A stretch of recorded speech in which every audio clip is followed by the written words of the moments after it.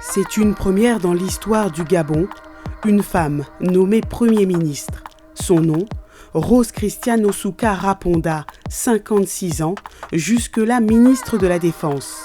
Elle est désormais chef du gouvernement. Elle avait été la première femme élue maire de la capitale Libreville. Économiste de formation, nommée ministre du budget en 2012, elle aura la lourde tâche de sortir le Gabon de la crise économique accentuée par le coronavirus.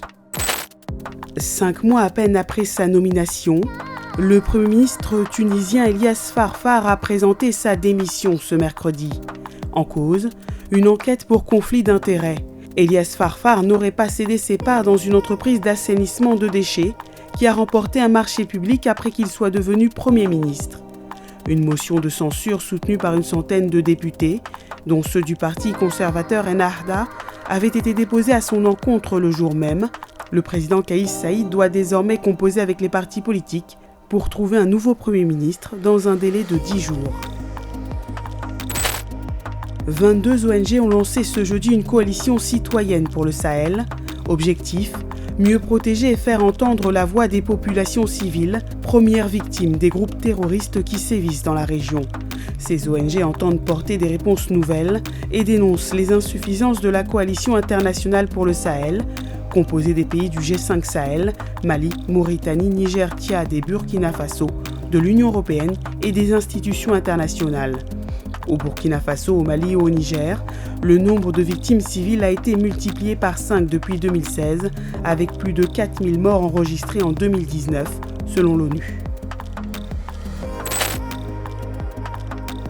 Barack Obama, Kim Kardashian, Kanye West, Apple, Bill Gates ou encore Joe Biden, une vingtaine de comptes de personnalités ont été piratés sur le réseau social Twitter.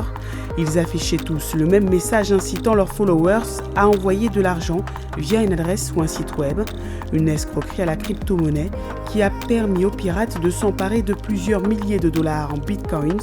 C'est sans doute l'une des plus importantes cyberattaques contre le réseau social Twitter.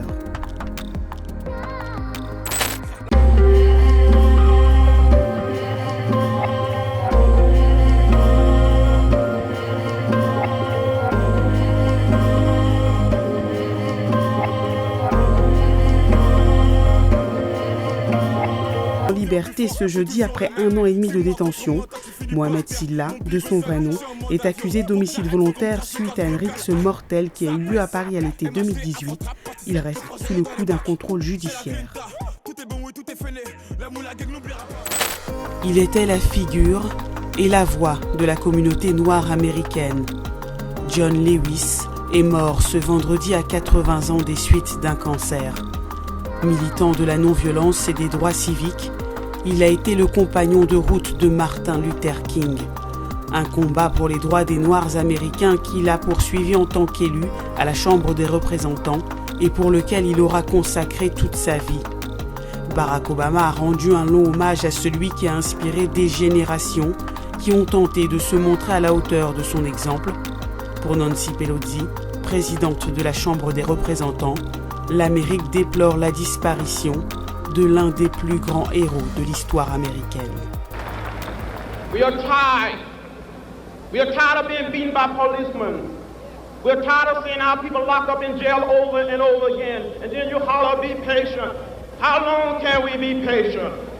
We want our freedom and we want it now.